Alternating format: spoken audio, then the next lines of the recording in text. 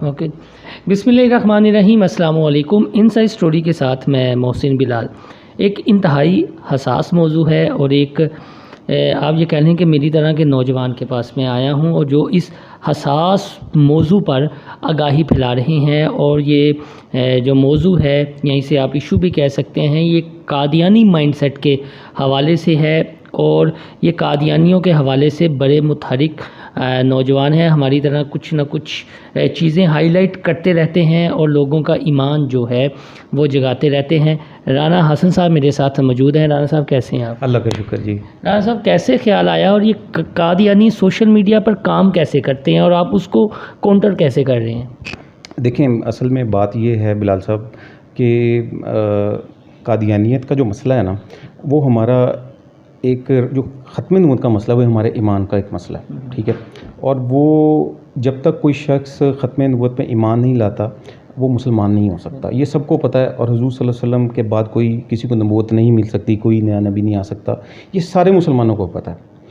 اب رہ گئی بات یہ کہ اس کے علاوہ قادیانیت کا مسئلہ کیوں ہم اتنی بات کرتے ہیں اس کے اوپر، یعنی ہم کیوں، وہ ہے نا ایک بات کہ قادیانی کہتے ہیں تو یہ ساڈے پیچھے کیوں لگے رہتے وہ لگا، اس کی ایک بہت بڑی وجہ ایمان کا مسئلہ تو ہے ہی ہے، لیکن ایک بہت بڑا مسئلہ جو ہے وہ یہ ہے کہ پاکستان کے خلاف قادیانیوں کی جو عالمی سازشیں، ٹھیک ہے جی، ان کو دیکھنا پڑے گا آپ کو۔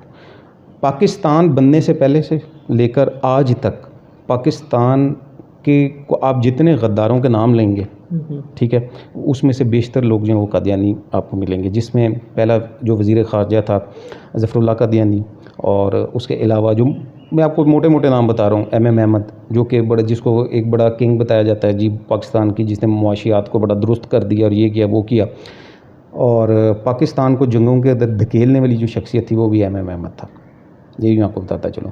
اور اس کے علاوہ کئی اور شخصیات ہیں، ڈاکٹر عبدالقدیر صاحب جو ہیں حیات ہیں، ہمارے ہیرو ہیں، ان سے اگر آپ پوچھیں، آپ کو موقع ملے تو وہ بتائیں گے کہ پاکستان کے جو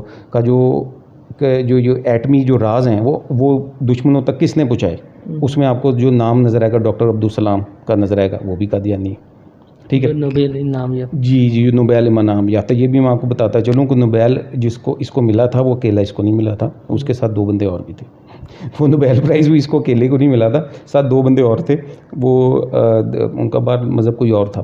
اور یہ وہ شخص تھا جو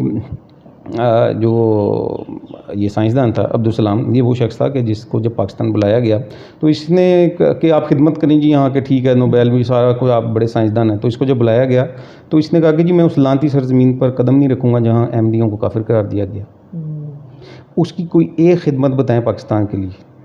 صاحب یہ کیونکہ سوشل میڈیا کا دور ہے، کس طرح پینیٹریٹ کرتے ہیں آپ چھوٹی چھوٹی، آپ یہ کہہ لیں کہ لوگوں کا مائنڈ سیٹ کیسے بناتے ہیں؟ دیکھیں، اس کو ہم نے اس کو ہم 2 سیگمنٹس کے اندر جو ہے وہ ہم اس کو رکھ سکتے ہیں۔ پہلا سیگمنٹ جو میں سمجھتا ہوں بہت انتہائی اہم ہے، جس کو ہم ماڈرن لینگویج میں بولتے ہیں ڈیجیٹل ڈپلومیسی۔ ڈیجیٹل ڈپلومیسی کا دور ہے آج کل۔ ڈیجیٹل ڈپلومیسی کا مطلب یہ ہے کہ تمام تر ڈپلومیسی لوکل سطح کے اوپر اور انٹرنیشنلی وہ ہو رہی ہے سوشل میڈیا پہ، ٹھیک ہے۔ ایک ٹویٹر کے اوپر آپ ٹویٹ کرتے ہیں اور پوری دنیا ہل کے رہ جاتی ہے، ٹھیک ہو گیا، اور آپ دوسروں کو پیغام بھی جو ہے وہ ٹویٹر کے ذریعے اپنے دے رہے ہیں، فیس بک کے ذریعے دے رہے ہیں، ایسا ہی ہے۔ ایک تو یہ ڈیجیٹل ڈپلومیسی کر رہے ہیں، ٹھیک ہو گیا، یعنی کہ اس کو میں یہ بتا رہا ہوں کہ پینیٹریشن ان کی ڈیجیٹل ڈپلومیسی کی اس طریقے سے ہے کہ یہ پاکستان کے خلاف پروپیگنڈا کریں سوشل میڈیا پہ جماعت کی طرف سے، ٹویٹس ایسی کریں گے، ویب سائٹس جو ہے اس پہ ایسا مواد ڈالیں گے پاکستان کے خلاف، مسلمانوں کے خلاف، ختم نبوت کے قوانین کے خلاف، ناموس رسالت کا جو قوانین ہیں ان کے خلاف۔ سیکنڈ نمبر کے اوپر اگلا جو ہے وہ یہ ہے کہ لوگوں کو قادیانی کیسے بناتے ہیں، یہ ایک بڑا انٹرسٹنگ ہے، اور میں آپ کو بتاتا چلوں کہ یہ ہماری بات نہیں ہے اور یہ کو ہم اپنے پاس سے نہیں کہہ رہے، آپ یوٹیوب پہ جائیں آپ کو پتہ چل جائے گا، اور جو سابق قادیانی ہیں یہ ان کی بات ہے کہ یہ لڑکی کا جھانسا دیتے ہیں، عورت کا، پیسے کا، ویزے کا، ہر چیز کا جھانسا دیتے ہیں۔ آپ نے قادیانی کو اگر پہچاننا ہے سوشل میڈیا کے اوپر تو سب سے بڑی اس کی پہچان وہ یہ ہے، اس میں چند بیچارے ہمارے مسلمان بھی جو ہیں اس پروپیگنڈے کی زد میں آ گئے ہیں، وہ آپ کو علماء کرام سے متنفر کرے گا۔ جب تک آپ علماء کرام کے پاس جائیں گے نہیں آپ کو اصل مسئلہ ہی نہیں پتہ چلے گا۔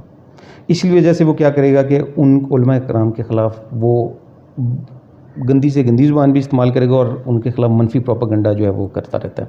اور تیسری سیکنڈ نمبر پہ پوائنٹ وہ حیات عیسیٰ علیہ السلام کا منکر ہے. وہ یہ آپ کو کہتا ہے بس آپ کو جہاں پہ یہ آواز سنائی دے کہ جی حضرت عیسیٰ علیہ السلام جو ہیں وہ تو فوت ہو گئے, انہوں نے اب قیامت سے پہلے نہیں آنا, جہاں پہ یہ آپ کو آواز سنائی دے. کچھ لوگ اور بھی ہیں, یہ موٹی موٹی بات, کچھ لوگ اور بھی ہیں لیکن زیادہ طبقہ وہی ہے, تو آپ فوراً آپ کو پتہ چل جانا چاہیے یہ قادیانی ہے. اچھا, آپ اس جانب کیسے آئے؟ اتنے ایشوز ہیں, آپ کوئی اور کاروبار بھی کر سکتے تھے, آپ نے اپنا ایک چینل بھی بنایا ہوا ہے اس حوالے سے, تو آپ کیسے آئے؟ یعنی نوجوان ہیں, کوئی اور کام کر لیتے, اور کیا اس سے پہلے کیا کرتے تھے آپ؟ دیکھیں یہ بڑی انٹرسٹنگ, بڑی لانگ سٹوری شارٹ کہوں گا میں. میرا پچھلے 18-20 سال سے میڈیا کا ساتھی تعلق ہے. مختلف جو چینلز ہیں ان کے ساتھ کام کر چکا ہوں. میں ورلڈ فاسٹسٹ گٹار پلیئر کے طور پہ مشہور رہا, اور برکلی سے مجھے بیسٹ ٹیلنٹ ایوارڈ اسکالرشپ ملا 2005 میں. کچھ جو پرانے لوگ ہیں مجھے جانتے ہوں گے, اور کئی میڈیا میں جو لوگ ہیں اس وقت, کئی اسٹوڈنٹس کام کر رہے ہیں میرے, اور کئی میرے کولیگز ہیں, دوست ہیں, بڑے بڑے مجھے نظر آتے ہیں ٹی وی پہ. اصل میں بات یہ ہے کہ جب میں اتنی ماڈرن لائف گزار رہا تھا, یہ ابھی بھی میرا اپنا بزنس ہے میڈیا سروسز کا, ایز اے میڈیا کنسلٹنٹ کام کرتا ہوں میں, تو مجھے کیا ضرورت ہے کہ قادیانیوں کے پیچھے پڑے رہے ہم؟ یہ ایک بڑا سوال ہے. اس کی وجہ میں نے آپ کو شروع میں بتائی تھی کہ 2 وجوہات ہیں. ایک تو یہ ہے کہ ہمارے ایمان کا مسئلہ ہے. آپ مجھے ایک بات بتائیں کہ کیا یہ ممکن ہے کہ آپ ایک جگہ بیٹھے ہوں اور وہاں پہ ایک شخص یہ کہے کہ جناب نعوذ باللہ کہ نبی پاک صلی اللہ علیہ وسلم نے دنیا میں دوسری دفعہ بھی آنا تھا, اور وہ مرزا غلام قادیانی کی شکل میں آئے ہیں, اور پورے کا پورا قرآن ان پہ دوبارہ اترا, اور حضور صلی اللہ علیہ وسلم مکہ مدینہ والے ان سے دین کی تبلیغ مکمل نہیں ہو سکی, اور مجھے دوبارہ بھیجا گیا ہے تاکہ میں دین اسلام کی تبلیغ کر سکوں. اب مجھے یہ بتائیں کہ کوئی مسلمان اس چیز کو کیسے برداشت کر سکتا ہے؟ ہم سے تو یہ برداشت نہیں ہوتا. یعنی آپ میوزک چھوڑ کر پھر یہ چیزوں نے آپ کا ایمان جگایا ہے جو اپنے ارد گرد ہوتے ہوئے آپ دیکھ رہے تھے؟ دیکھیں, میں یہ تو نہیں کہہ سکتا کہ میوزک چھوڑنے کی میری وجہ یہ تھی.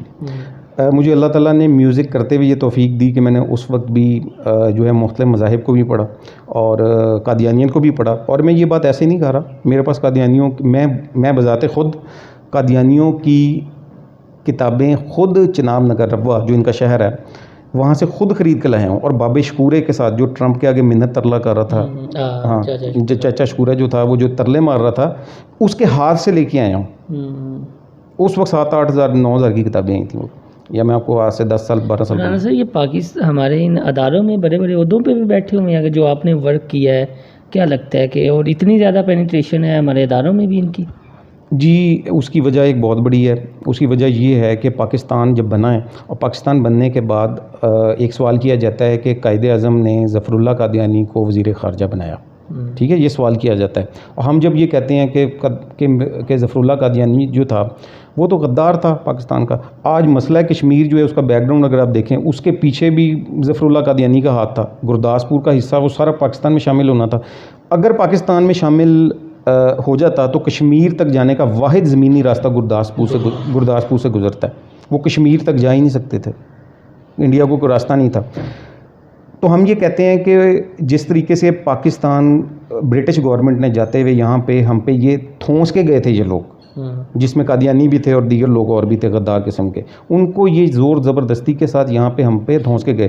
ان کی باقیات آج بھی موجود ہیں, وہ فتنے اب بھی موجود ہیں نا. دیکھیں اس کی وجہ یہ ہے کہ اس کی وجہ یہ ہے کہ جو جس سیٹ کے اوپر بیٹھا ہے وہ جب رپورٹ اوپر سینیورٹی بیس کے اوپر جب رپورٹ دیتا ہے کہ اس کی ترقی کریں, مثال دے رہا ہوں میں آپ کو, ٹھیک ہے, تو وہ بندے ہی وہ لکھ کے دیتا ہے جو قادیانی ہوتے ہیں. بات سمجھ رہے ہیں؟ تو ہمارے اداروں کے اندر جو ہے وہ بہت سارے ایسے ادارے ہیں جہاں پہ قادیانی بالکل کام کریں. ہم کہتے ہیں کہ ٹھیک ہے, وہ اگر پاکستان کے آئین اور قانون کو مانتے ہیں, اپنے آپ کو اقلیت تسلیم کرتے ہیں, تو جیسے کرسچنز ہیں اور ہمیں ان سے کوئی پرابلم نہیں ہے, سکھ ہیں ہمیں ان سے کوئی پرابلم نہیں ہے, وہ پاکستان کے اداروں میں کام کریں, مختلف تو کام کریں. قادیانی بھی اداروں میں کام کریں, لیکن قادیانی اداروں میں کام کرنے سے پہلے کیا کریں کہ وہ پہلے پاکستان کے آئین اور قانون کو مانیں اور اپنے آپ کو غیر مسلم تسلیم کریں. دیکھیں نا, ایک شخص ہے وہ اگر پاکستان کے سرکاری عہدے کے اوپر بیٹھا ہے, وہ پاکستان کے آئین کو ہی نہیں مان رہا. پاکستان کا آئین کہتا ہے کہ آپ غیر مسلم ہیں, ٹھیک ہے, اور وہ کہتا ہے کہ جی میں غیر مسلم ہوں ہی نہیں, اور وہ پاکستان کے آئین کو نہیں مانتا, تو وہ اس سیٹ کے ساتھ لائل کیسے ہو سکتا ہے؟ اور آپ کو پتہ ہے, آپ بہتر میرے سے جانتے ہیں کہ پاکستان کے آئین کو نہ ماننا غداری کے زمرے میں آتا ہے. سب جو سوشل میڈیا کی ہمارے نوجوان یعنی اپنا زیادہ تر وقت دن کا سوشل میڈیا پہ گزارتے ہیں، انہیں کیا نصیحت کرنا چاہیں گے آپ؟ سوشل میڈیا کا استعمال کس تناظر میں کریں، اور جو چیز ان کے سامنے آتی ہے جس طرح قادیانی بہت زیادہ پینیٹریٹ کرتے ہیں سوشل میڈیا پر، یعنی ان کا موسٹلی یہ ہوتا ہے کہ وہ غلط فہمیاں پیدا کریں، ابہام رکھیں، کنفیوژن رکھیں، تو کیا نصیحت کریں گے نوجوانوں کا؟ دیکھیں جو اسٹوڈنٹس ہیں خاص طور پہ میں ان کو یہ میں ہمیشہ میں جو ورک شاپس ہوتی ہیں اس کے اندر بھی میں یہی کہتا ہوں کہ وہ سوشل میڈیا کا جو یوز ہے اس کو بڑے دھیان سے کریں، خاص طور پہ مذہبی تناظر کی بات کر رہا ہوں میں۔ اس کے اندر بہت سارے ایسے پیجز ہیں جو کہ آپ کو بظاہر نظر آئیں گے کہ یہ مسلمانوں کے ہیں لیکن وہ قادیانیوں کے ہیں۔ آپ اس کی پوسٹ جب شیئر کرتے ہیں تو وہ ایکچولی قادیانیوں کی پوسٹ شیئر ہو رہی ہوتی ہے۔ دیکھیں یہ نہیں، یہ کیموفلاج ہے، دھوکہ ہے نا۔ ایک مذہب جس کی بنیاد دھوکہ ہے تو وہ اپنا دین جو بھی فرقہ ہے وہ دھوکے سے ہی پھیلائیں۔ آپ کو یاد ہوگا کہ ایک حفیظ جلندری کے حوالے سے، ان کی پوٹری کے حوالے سے پچھلے دنوں سوشل میڈیا پر بہت زیادہ چیزیں وائرل ہوئیں، اور پھر جب وہ ویب سائٹ پہ سرچ کی، میں نے خود سرچ کی، میرے ایک دوست میرے ساتھ بیٹھا ہوا تھا، تو دیکھا تو جو آپ بات کر رہے ہیں وہ یہ تھا کہ پیچھے وہ ایک پوری قادیانی لابی اس ویب سائٹ پر کام کر رہی تھی۔ جی، اور اس سے پہلے بھی یہ ہو چکا ہے کہ در سمین جو کہ مرزا غلام قادیانی کی کتابوں جھوٹا جو مدعی نبوت تھا اس کی کتابوں کا جو شعر و شاعری کا جو مجموعہ ہے در سمین، وہ انہوں نے مختلف ناموں سے مختلف اخباروں اور رسائل جرائد میں چھپواتے رہے۔ بعد میں جب مسلمانوں نے یا کسی نے اس کو کوٹ کرنا شروع کیا تو کہتے جی دیکھیں جی، ایک طرف یہ مرزا صاحب کو نبی نہیں مانتے، ان کو جھوٹا کہتے ہیں، دوسری طرف جو ہے ان کے شعر و شاعری کوٹ کریں۔ اور بھائی کسی کو پتہ ہی نہیں ہے وہ شعر و شاعری مرزا قادیانی کی ہے، ٹھیک ہے۔ تو مسلمانوں کو یہ چاہیے کہ دھیان رکھیں ایسا کانٹینٹ جو کہ خاص طور پہ علماء کرام کے خلاف ہو۔ میں ٹھیک ہے مسلمان بھی کرتے ہیں، میں ہی نہیں کہہ رہا۔ ہمارے علماء کرام جو جس طرح کی حرکتیں کر رہے ہیں یہاں، ایک گامدی اسکول آف تھاٹ ہے، ایک مولانا طارق جمیل اسکول آف تھاٹ ہے، مختلف اسکول آف تھاٹ ہیں، تو اس حوالے سے تو کچھ ہمارے نوجوان واقعی بیزار نظر آتے ہیں نا، جس طرح کی یہ اسکول آف تھاٹ ہے، تو اگر ان کے خلاف کوئی بات کر رہا ہے تو وہ تو جائز ہے۔ میں بلکہ اس میں آپ کی بات میں ایک اور ایڈ کرتا ہوں، حالیہ واقعات بھی جو حالیہ واقعات ہوئے ہیں لاہور میں، جو منظر عام پہ آئے ہیں، کچھ کی رپورٹس بھی ابھی آئی ہیں کل، میرے خیال کل یا پرسوں، تو اس کو جب ہم دیکھتے ہیں تو ہمارے جو اسٹوڈنٹس طبقہ ہے یا جو ہے سوشل میڈیا کا یوزر ہے، زیادہ ٹین ایجرز ہیں، وہ متنفر ہیں۔ میں آپ کی بات سے ایگری کرتا ہوں، لیکن جہاں پہ دیکھیں، جہاں پہ اصل ہوتا ہے نا، کاپی ہمیشہ جعلی چیز اسی کی آتی ہے جو چیز شہرت رکھتی ہے، جو اچھا برانڈ ہوتا ہے نا کاپی اسی کی آئے گی۔ اس کا مطلب یہ ہے کہ اسلام کی کاپیاں جو ہے نا لوگ بنانے کی کوشش کریں گے، اصل علماء کرام ہوں گے ان کی کاپیاں جعلی جو ہے نا وہ بھی آئیں گے، ٹھیک ہے۔ اصل لوگ موجود ہیں، میں کسی فرقے کی بات نہیں کر رہا، ٹھیک ہے، اور الحمدللہ اللہ کا شکر ہے کہ میں تو جس پلیٹ فارم پہ بھی جاتا ہوں ہم کوئی فرقہ واریت کی بات نہیں کرتے۔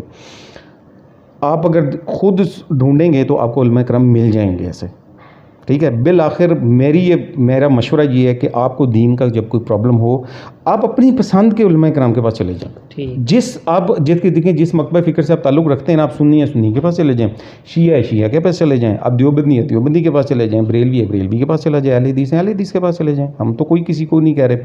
لیکن مزے کی بات اس میں یہ ہے کہ شیعہ ہو، سنی ہو، دیوبندی ہو، بریلوی ہو، اہل حدیث ہو، جس کے پاس بھی جائیں گے سب کے نزدیک مرزا غلام قادیانی اور اس کے ماننے والے کافر ہیں، ٹھیک ہے۔